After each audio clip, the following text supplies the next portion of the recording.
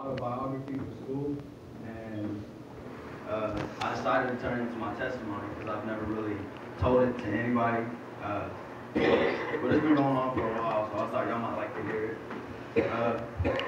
It goes, my life was not the easiest. I had a hard life, but I've made it so far. Uh, I believe this is how I should start this. I was born in Dallas, Fort Worth on October 26, 2001. I was raised by my mom, Lacey Lemons, with my younger sister, Haley Morgan. My father lived in Johnson County in Rio Vista. And my parents had split custody, but my mom wouldn't allow my dad to come pick me up on the weekends. I did have time with my dad, but I was only allowed to go when my grandmother, Melody Sherman, was there with him to get me. At the age of 12, I had discovered that my mom had been using drugs. At the time, my little sister decided to go live with my other grandmother, and I stayed with my mom because she had a lot of boyfriends at the time, and I was scared for her safety. They weren't the best boyfriends. And growing up, I was always told that my dad was too caught up in drugs to care for me or come visit me, so eventually I didn't care. I didn't care for his visits, and I quit looking forward for him to come and get me on the weekends, or phone calls, practically anything that had to do with my dad, because I was tired of getting my hopes caught up just to be let down. Living with my mom wasn't exactly the easiest. I went to school in dirty clothes because we didn't have money to wash our clothes. I was never taught how to wash dishes. Our dishes were always dirty to the point where I couldn't get a glass of water without knocking dishes over, and we didn't have money for dish soap at the time, so wash it off with water and keep going. My mom worked fast food my whole life to this point. She would leave our apartment in Saginaw about 1 o'clock in the afternoon, and wouldn't be back until about 2:30 in the morning. One day I was hungry, and I go to the refrigerator. There was only a bottle of medicine and ketchup packets in the fridge. We had nothing to eat. So I went to my mom's room to look for food. I looked through drawers, closets, and even under the bed until I looked under her antique jewelry box because I saw something orange, like an M&M. And so I picked the jewelry box up and saw a bundle of needles. At this point in life, I knew there was no reason why my mom should have 12 or so needles hidden in her room. So I took them to my room. In my room, I had a recliner, an old Lazy Boy, and I stuffed them in, and then I went back to my mom's room and kept looking because I knew that there had to be more. I looked under her bed again and found an extended Altoids can, the little mints. And I opened it, and inside I found a glass pipe, a little baggie of white salt-like powder, and short cut-off straws. I took them and hid them as well. I stayed up until my mom came home with her most recent boyfriend, and they went to her room and started yelling and arguing. While I was sitting in my room contemplating and thinking about what I had found in my mom's room, almost an hour later they had come out of her room. I tried to talk to her about everything I was thinking, but her and her boyfriend had gone to the bathroom and was arguing again. I went into the house and went to the neighbors to use the phone. Then I called my grandma, and she came within 5 minutes. When she got there, I yelled at the top of my lungs for my mom and her boyfriend to come to the living room so we could talk about what I found. They did. They listened as they were told. I wasn't exactly in a happy mood. My mom was more caught up with the reason why her parents were there instead of why they were being brought to the living room. So, at the time, I asked her if she was using drugs. I just wanted a straight answer, That's all I needed at the time. And she told me no. So I went to my room and I got all the contraband I had found, and I asked what all this was then. At the time, she didn't have nothing to say. She was quiet. So I threw everything I found at the wall. They smashed. I got a backpack full of clothes and with my grandma. I told her I wanted to go live with my dad, Jeff Morgan. I didn't care what we had to do. I was going to live with my dad. So the next day I was withdrawn from Saginaw Elementary, and then I was picked up by my papa and my dad. I had always known that my father had smoked marijuana and used herbal substances. When he picked me up, he did have a bag of the new drug at the time known as K2. I lived with my father for almost 6 months before I started smoking cigarettes. He deeply was not okay with the decision of mine to smoke. I was informed that if I got caught smoking, I'd be smacked in the mouth. And my dad always tried to scare me, make me not want to do it. And by the time I was in 6th grade, I was hanging out with the totally wrong people. I was hanging out with high school kids, and I went from stealing my grandpa's cigarettes and cigars to stealing my dad's K2 roaches. He would smoke, and then he would fall asleep and just drop them all over the floor. Me and my friends would come and collect what we could find. But the next income tax season, my mom had made a special trip down to my grandpa's house with this brand new money that she got. She pulled up in a brand new white convertible, a bunch of drugs, and a bunch of money.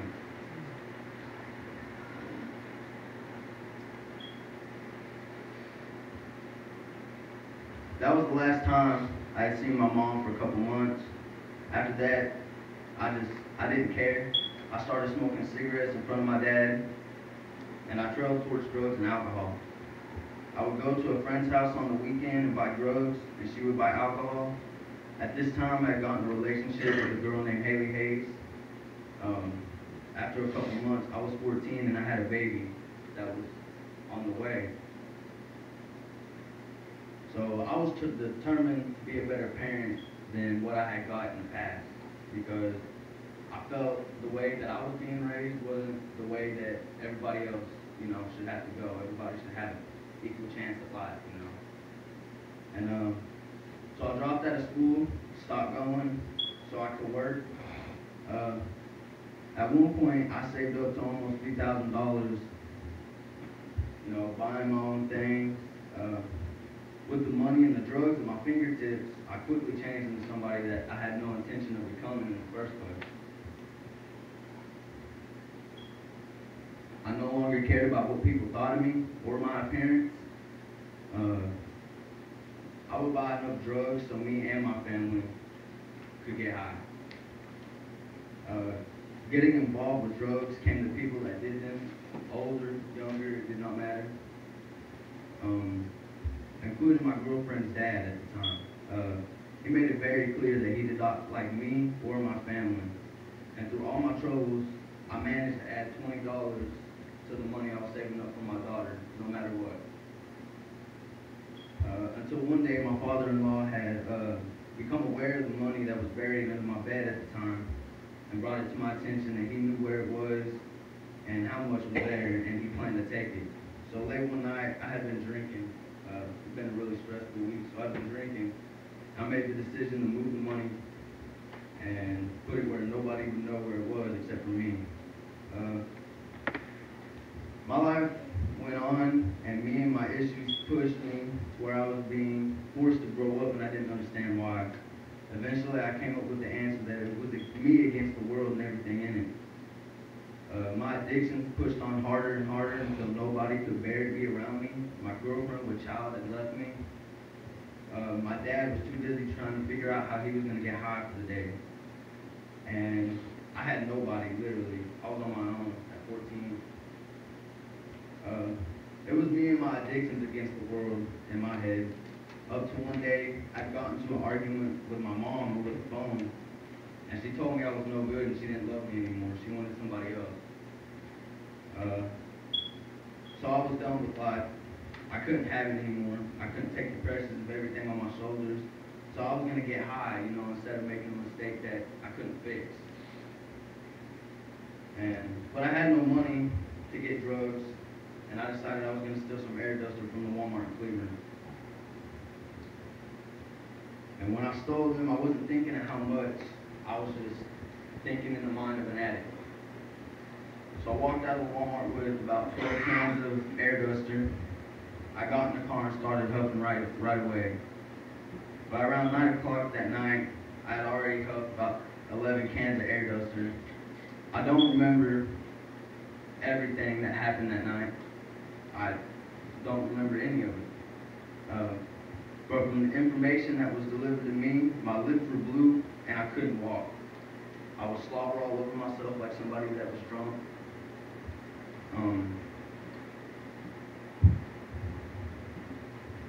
I had locked myself in the bathroom that night with the last can of air duster. Nobody could get to me, and I couldn't stand. I was still huffing the computer inhalant, so after 10 minutes of stumbling and falling in the bathroom, my family had called my girlfriend, and she tried to crawl through the bathroom window but couldn't. Her stomach was too big, she couldn't fit through the window. So my stepsister, Kirsten, crawled through the window and unlocked the door. I remember my great-grandpa saying he was in fear for my life, so the only thing he could think to do was call the ambulance. When I heard the word cops, I shoved my grandpa into the dresser, and I ran out the door. I made it 3 streets down in Rio Vista, and then I blacked out. The only thing I remember is waking up under my friend Sean's trailer with a cop shining a flashlight in my face saying, "Jonathan, come out. I know you're in there." And at the time, I had nowhere to go. I didn't have nobody, and I didn't have nothing to do. So I got out, started listening. I remember seeing my stepsister and my baby mama pulling out of the driveway that night. And my girlfriend had blew me a kiss. Then I woke up in a mental hospital. I had told the cops I was tired of God playing games with my life and I was ready to die. I stayed there and did all the counseling they told me to, although the question still stood in my head, why am I on earth? What's the point of this? Nothing good has come from my life. So I got put in rehab, and I didn't feel that I needed help getting off drugs, like every addict thinks. After this happened, I stopped smoking weed and everything, but I kept drinking. But along came the day when me and my dad had gotten into an argument, and it started to get physical to the point where he was on top of me trying to push my Adam's apple, and he was trying to choke me and kill me. He was slobbering drunk. Nobody in the house could get him off me, so the only thing we could think to do was call the cops, because there was no getting him off of me.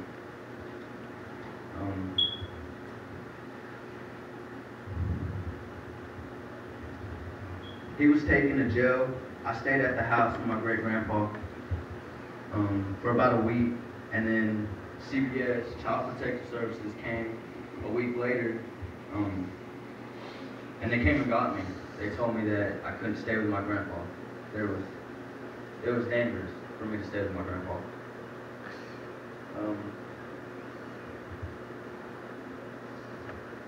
After that, they wouldn't let me live with family. They told me that my family was a bunch of addicts and they couldn't take care of me, and I couldn't take care of myself. So at this point, I would always run away. I'd try to get as far away as I could, maybe see my family if it was possible. And at one time, actually, me and my father had both been on the run, and I met up with them in Wichita Falls. And, we made up about everything that had happened, and we stayed together for about 11 months. And, but it didn't feel the same, living in my papa's house. The love that you get from your family, they had a different outlook on me, and I didn't like it. I eventually got caught up in my thoughts.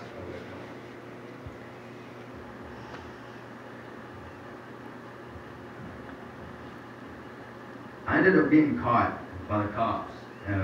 I was put into this place called RTC, it's kid jail, and there's no getting out. They have kids from 18 to 24, from 8 years old, little babies, all the way until you're 24 years old, and they can keep you, and there's nothing you can do about it. But I was put in one of those places by CPS, and all you can do in there is think. You can't talk to people. If you talk to people, they're just like you, so you're not getting any good advice. So I talked to myself, and once again I made the decision that it was me against the world. My girlfriend, my family, or God couldn't help me, or wouldn't help me.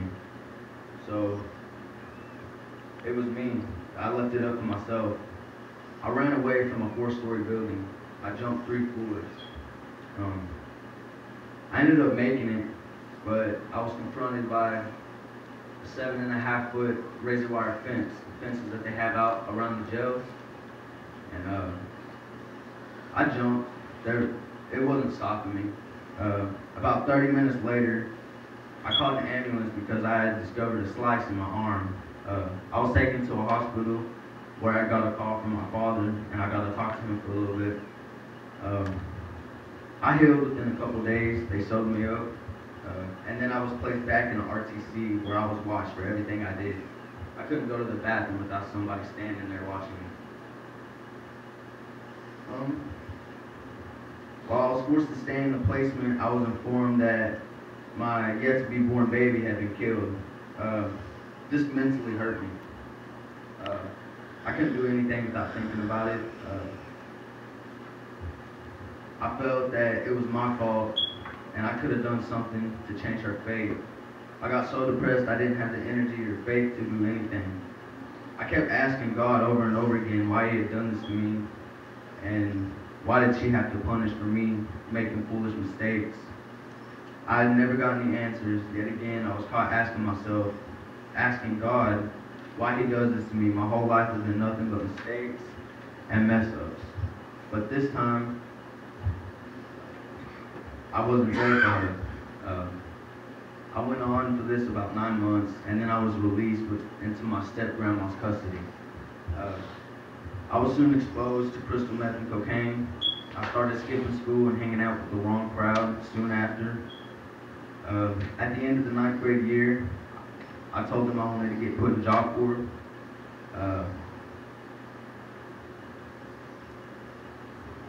And I went. I got 5 months through. I was drug tested 12 times within my first 5 months. My stay, and I passed them all. At this time, I was blanking God out. I wasn't even thinking about Him. Then one day I was kicked out of the Job Corps, and I was told not to come back home.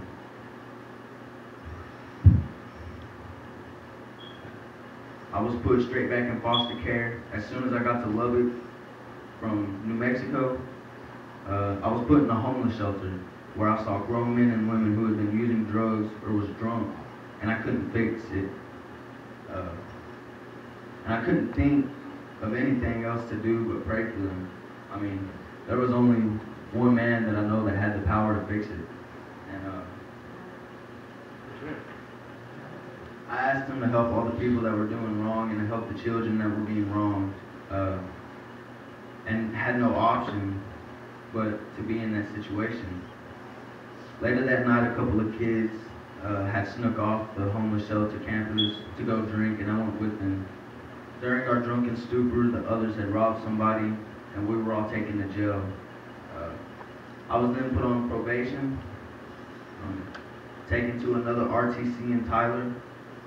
I stayed there for going on 6 months. I was adopted by Regina and Jason Hadley, where I go to church, this church, on a regular basis.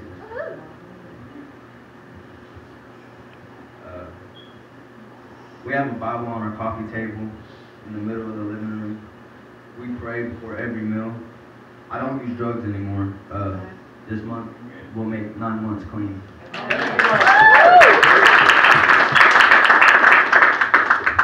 I do have God there for me, and I do believe Jesus died on the cross for my sins. I've found it in my heart to forgive my parents and family members that have done me wrong. But most of all, I know that my baby is being rocked by the big man himself. She is and always will be taken care of. I'm grateful for my past because without it, I would not be the person I am today. Every day, I have a couple things that I use to help me, to click in my head that everything's gonna be all right. I have this ring I got at the hospital, my baby's first checkup. I have this chain that my mom gave me before I left when I was a little baby. And the biggest one is I have this 6-inch scar on my arm.